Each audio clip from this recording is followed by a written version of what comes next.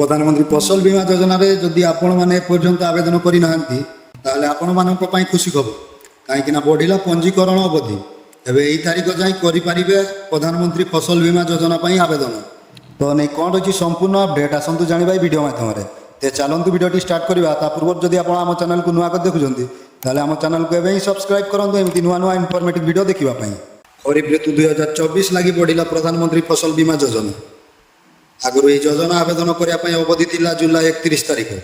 तेरे केंद्र सरकार प्रधानमंत्री फसल बीमा योजना को आउ 10 दिन बढ़ाई अगस्ट 10 तारिख पर्यंत वृद्धि कर चलित खरीफ ऋतु कट वृद्धि दे केंद्र सरकार पक्षर सूचना दि जाइए राज्य समवाय कमिशनर को केंद्र कृषि मंत्रालय द्वारा चिठी करा सर्वाधिक पंजीकरण राज्य सरकार पदक्षेप नेबा निर्देश देते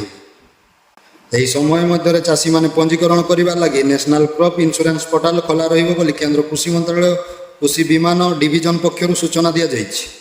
तो ये प्रधानमंत्री फसल बीमा योजना रे आवेदन करने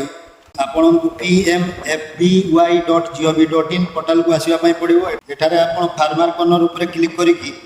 गेस्ट फार्मर क्लिक करिकी रजिस्टर करिकी प्रधानमंत्री फसल बीमा योजना पाई आवेदन करि परिबे ये था प्रधानमंत्री फसल बीमा योजना छोटिया अपडेट तो जब वीडियो भल लगी वीडियो गोटे लाइक और आम चैनल को सब्सक्राइब करूँ। जय जगन्नाथ।